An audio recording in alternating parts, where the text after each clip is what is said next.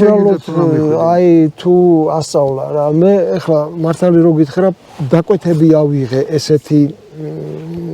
ესეთი ორნამენტები და ამ დაკვეთების პროცესის დროს ვისწავლე ზოგი ზაქრომ მასწავლა ზოგი ბელგიელმა მასწავლა ზოგი სხვა მასწავლა ყველას დიდ რომ მაინც აი ოქროს ჩაჯენას უნდა ამას 10 და ესე მიკროსკოპის ქვეშ ვზივარ და საათაოდ წერტილები დაწერ. ეხლა მე რაც აი ეს თვითონ თეთრი რაც არის, ეგ არის ფოლადი? ფოლადია, კი. და ფოლადზე ზის ოქრო ეს ყვითელი? ეს ფოლადი რაც ყვითელია, ის არის დაბლა უფრო. ესე იგი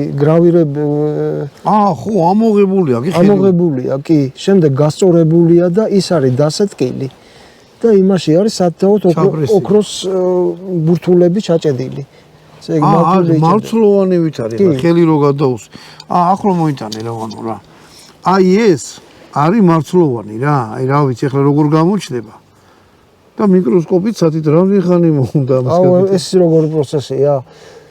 დღეში სადღაც 7-8 საათი მუშაობ, ალბათ 1-5 დღე რა, მეტი. აი მარტო ოქროს ჩაჯენას.